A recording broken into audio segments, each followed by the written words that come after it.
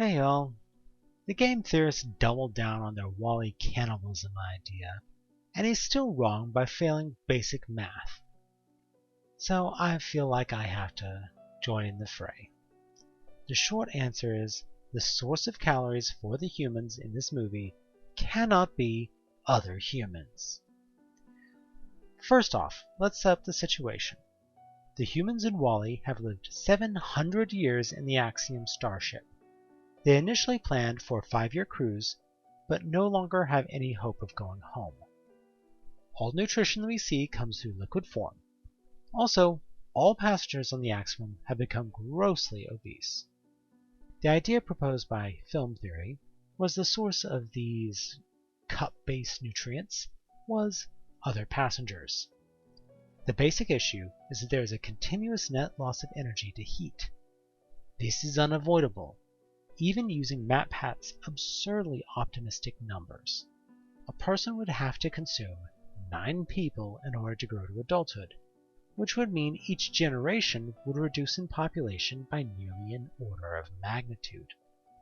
As we are currently at generation 6, each generation is living over 130 years, and it certainly looks like the Axiom is at or near capacity. This obviously isn't the case. So what is happening?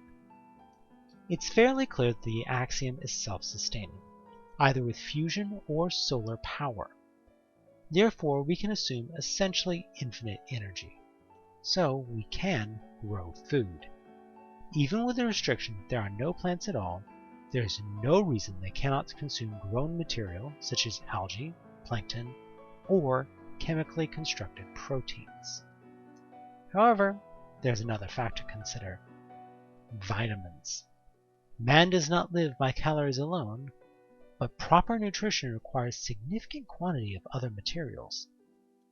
Presuming that the robot's production method can construct necessary amino acids, we are left with the question of where to obtain the necessary elements.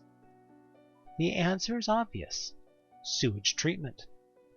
The way that it works normally is that you have an activated sludge process, where the wastewater is aerated in a digester.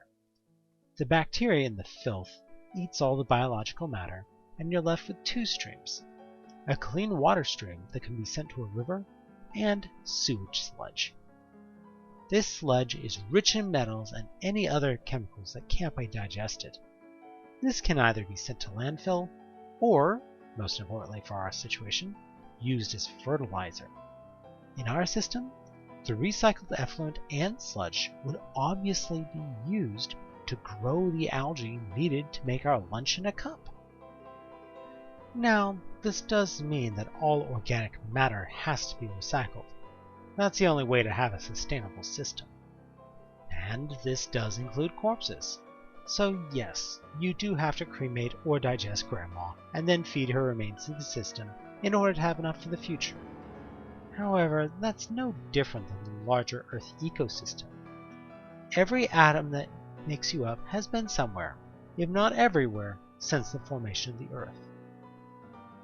I am very disappointed in MatPat on this, because I know he can do this math, and I know he did do this math. Yet he chose to go for sensationalist headline and double down on a nonsense theory, rather than go with this simple approach.